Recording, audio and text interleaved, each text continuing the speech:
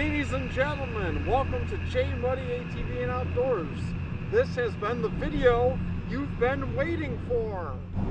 All right, people, so for a while you've been bugging me and asking me, hey, what the hell are you doing to your freaking wheeler? Well, I've been doing a lot. In fact, my wheeler kind of looks like a 2021 Outlander with the Visco forelock, but it doesn't have that just yet. I'm working on something for that. But I got our front bumper repowder coated by my buddy Ed Hananski at Phoenix Performance Powder Coatings LLC. And then same with our triangle. This is actually flat black. I actually like this a lot better, along with the honeycomb that's flat black. I gotta say, Ed really did a great job on powder coating everything on the front bumper. I got brand new handlebars here. If you notice, they're Can Am red, Rocks risers, CISO steering stem brace, a mud strap, which I actually can't wait to use that. This is for actually leveraging your way in the mud, trying to figure out whether if you want to lean left or lean right. The freshly fabricated floorboards. Try to say that 10 times fast. I have them on here.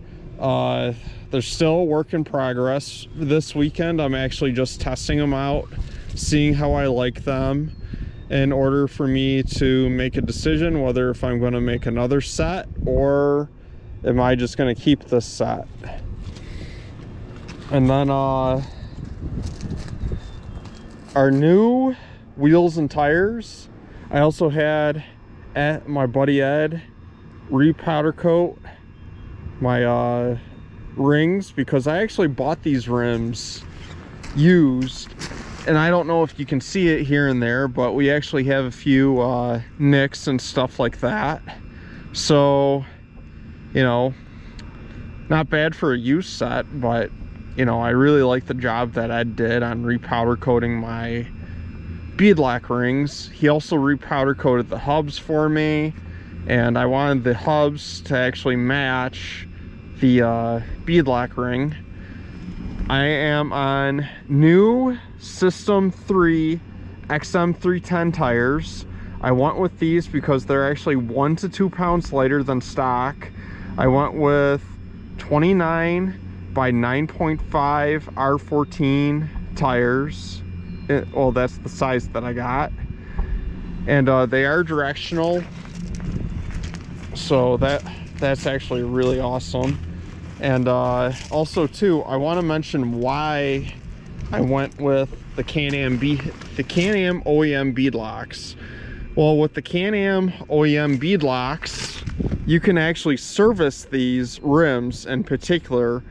Like, say if you break off a valve stem or something like that, you can actually get those taken apart, fixed up, and you can be back on the trail within an hour.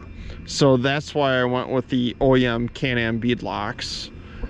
The next part of the process, my dealer actually hooked me up with a brand new, it's for a 2019 Can Am Outlander 850 or 1000 or 650 bumper. So, and it's in Can Am red. It's actually an XT bumper, but it actually looks really good on there with the mud flaps and everything. And then the obviously you saw the dash and the snorkels in a previous video. That was also part of this build. And then also see how long, oh, just turn those on.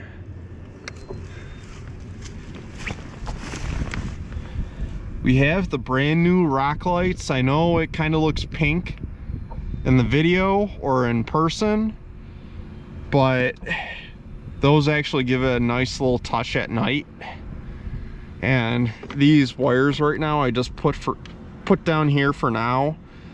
There's a few other wire harnesses that are actually dangling down over here, so eventually I'll get that all tidied up, but for now I just have it out here to go riding. And also one other thing I forgot to mention, the Aero ATV bumper ends. You can actually get these at aeroatv.com. Select your model, make and model, and you can order them. For 2 of them, they are, I think, $69.99, which isn't really pricey, but it's better than the plastic ones that most other machines come with OEM. And then obviously I have the Far Mudding Halos, and I actually really like these. I've had them on my bike now for about 2.5 years, and I really enjoy them. This has actually been one part of my build that I really don't talk about too much. That's just the glare from the sun. I thought this was already nicked up, but oh,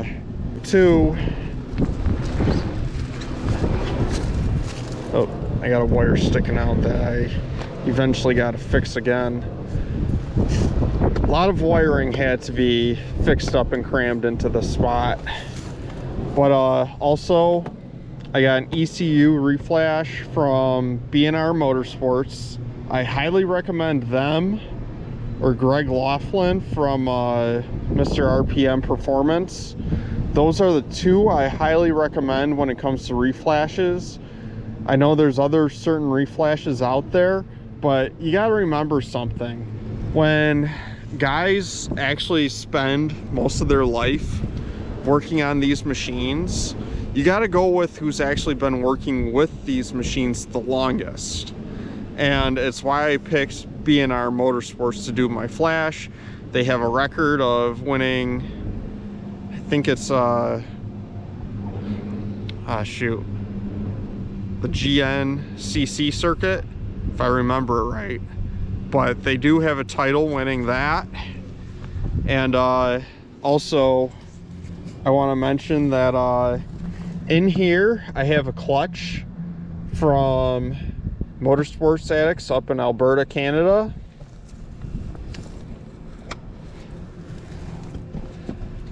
And finally, before I move on here, I don't know if you can see it, I have a brand new Power Commander 5, and I got that from High Tech Power Sports out there in Kentucky. And Les Kubak, he really hooked me up really well, and I can really say thank you, Les, and everyone else for hooking me up with that. And then also with that tuner, I put a Motorsports Addicts tune on it, and all I can say is, hot damn, this thing runs so much nicer than when it was stock. Like, there's no heat building up in between my legs. The machine runs nice. I really can say, wow. You know, between High Tech Power Sports and Motorsports Addicts and B&R Motorsports and everyone else that has participated in this build, I greatly appreciate y'all coming out and doing what you have to do to make sure that my machine is running top notch. Now, one other thing I'm going to kind of mention is I have an HMF Performance exhaust. I don't know if I'm going to leave it on there, but at the same time, my wheeler runs nice, and it's also below the 100 decibel readings when it comes to New York State laws, because in New York State we do have a law stating that your exhaust cannot reach over 100 decibels. So I have actually tested this out myself. According to all the standards, this exhaust does not go above 100 decibels when it comes to actually reading on it. So anyhow, now that we got the unveil out of the way, why don't we go riding? Because I think it's about time that we should go riding, because it's a nice day. Windmills are turning, and I absolutely love this weather.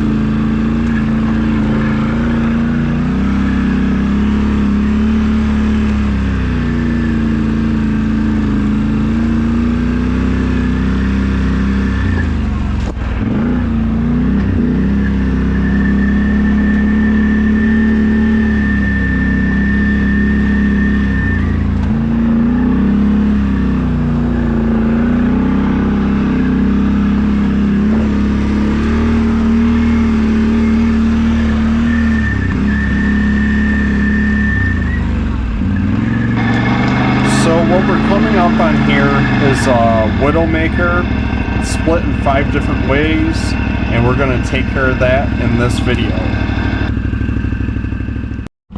Alright, so what we actually got going on here is, note this, it's great to have great help because of right now this situation. The situation we got on my trails is a tree split in 3 to 4 different ways. So what we're going to do is, we're attached onto the winch here from the loop on the strap up to the wheeler, and I'm going to go right about where this tree is, or right about here, somewhere safe, so when this comes crashing down, it does not land on me, which safety is always key. So anyhow, let's get started.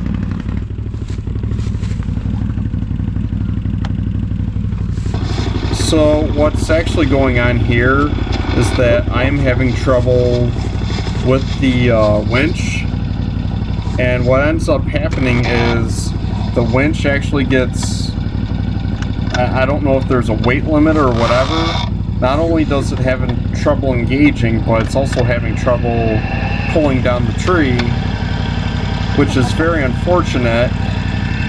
So what I got, which I'm going to do eventually, is actually replace this winch. I'm going to go with a super winch with at least a 6,000 pound pulling rate. So anyhow, let's get back to pulling this tree down.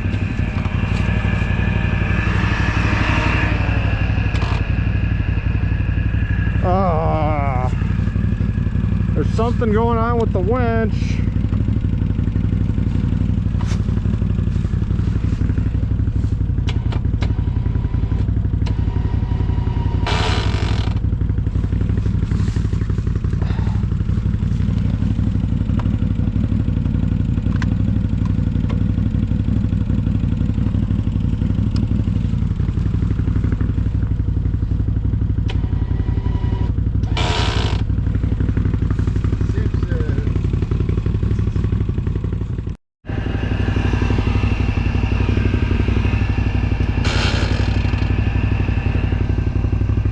This winch sucks.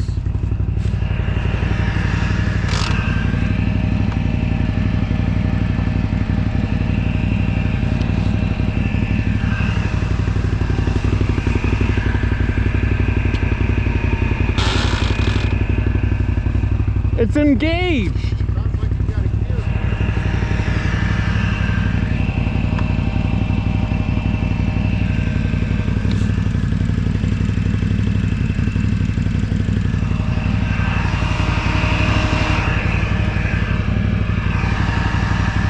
lets it go in. In.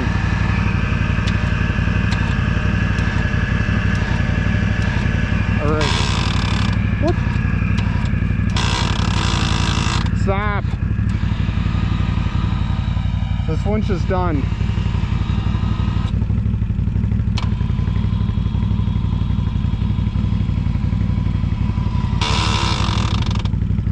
It's done, Dad. It's a broken winch. Yeah, it sounds like it's got a... Wait a minute.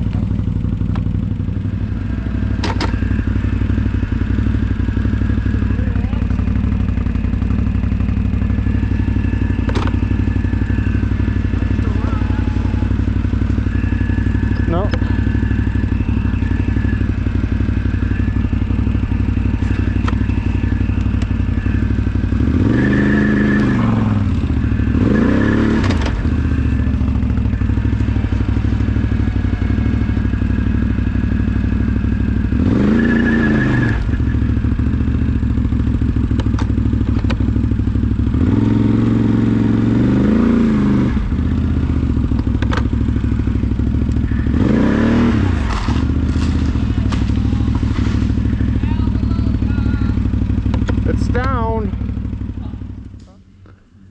Alright, so what's going on here is he's going to give it a little cut, and then I'm going to see if I can try to pull it down. So... You know, she says the first cut's... What? You know, she said the first cut's a little, and then she'll give you a tug.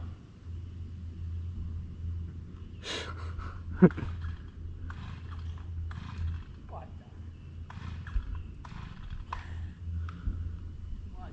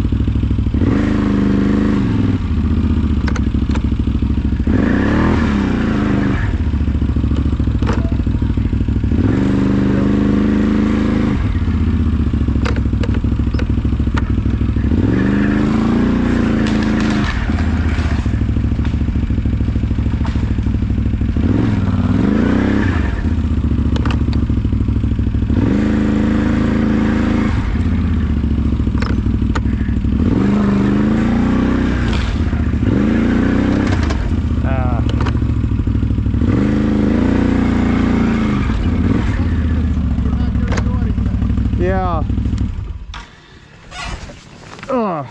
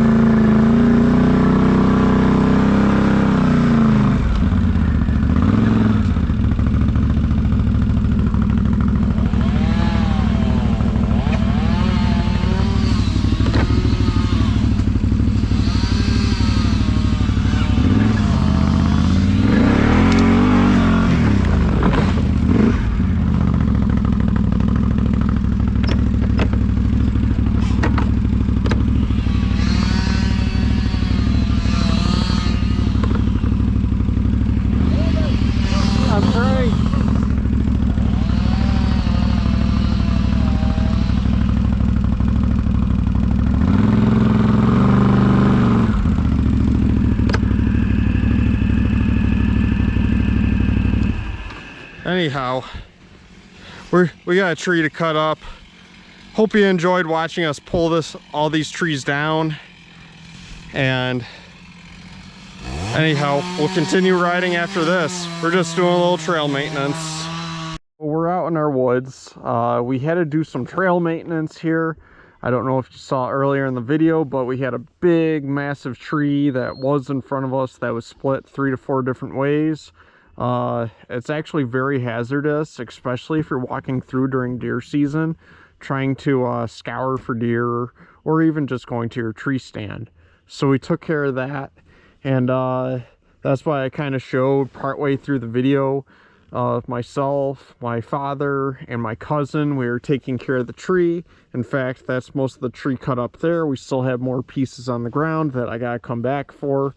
So anyhow, I want to finish off this day and get to riding, and then I really wanted to make this a quick video about really how powerful this wheeler is. So anyhow, why don't we head up towards the windmill? Let's figure out how fast we can actually push this thing comfortably before it starts feeling a little unsafe. I don't want to push this too hard, because once you do push this too hard, you start breaking things, and one thing I don't want to break is a new belt. So anyhow, let's head up there. Really freaking careful.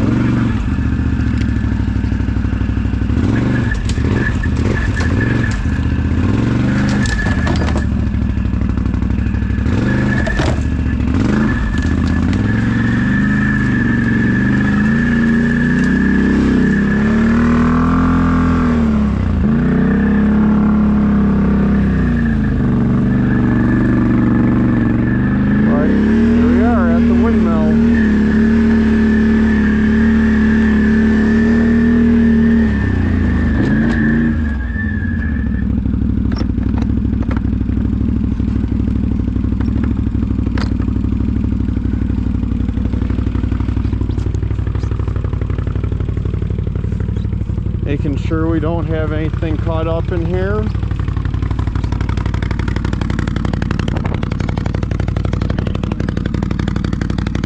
All right, let's see how fast this thing can go.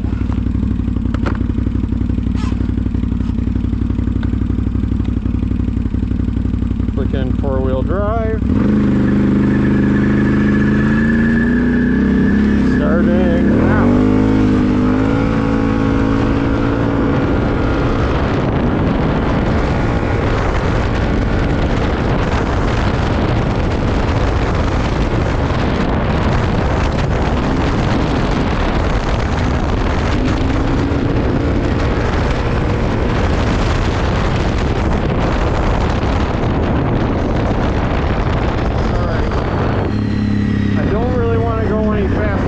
Down here because that's super sketch, but 40 miles per hour, that's pretty fast. So we're gonna turn it around.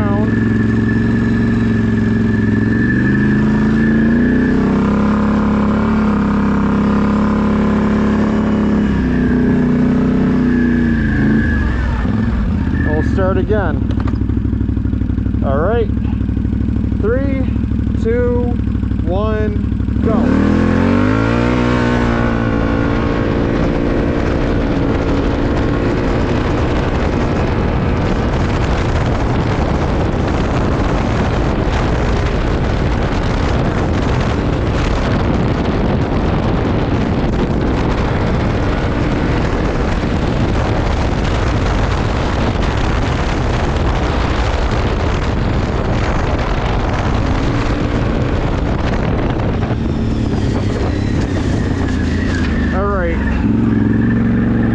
Got up to 65. We got up to like 55, but we're just trying to see if BNR really flashed the machine to go over 65 miles per hour. If I hit 67, hey, it means that this machine has more top end possibilities. But anyhow, let's see.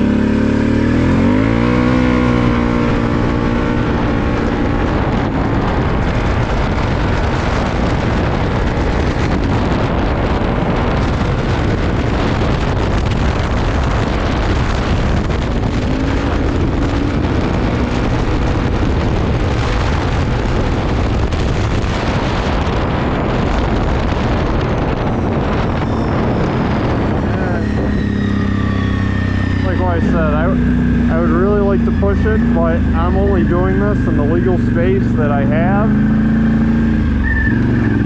I don't really want to attract too much attention to myself to the point where we have cops on our butt.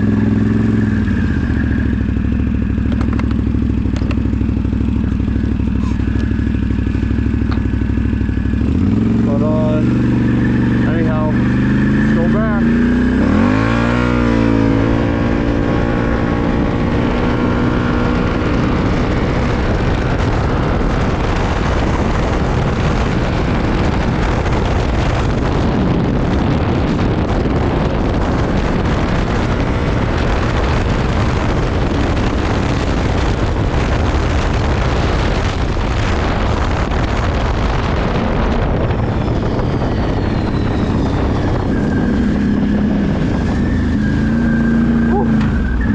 Super sketch right there,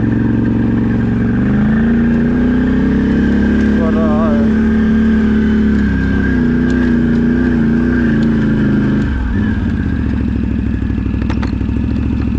let's see if we can pop some wheelies with this thing. One thing I want to do before I end this video, but I will try out one more spot, see if we actually get past 65. So anyhow, I'm going to set the camera over there and let's see if this thing will do some wheelies.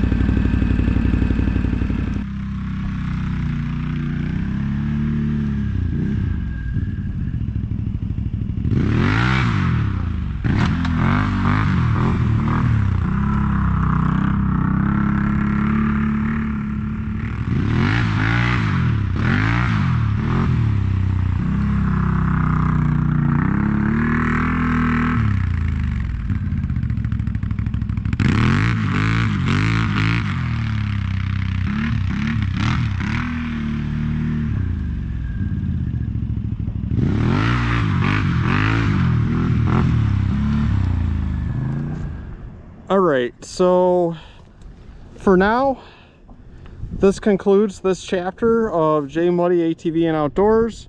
Obviously, I got a few things I gotta, finalize. I get it, these floorboards are not fantastic, but I'll fix those. But other than that, everything else on this wheeler is top notch.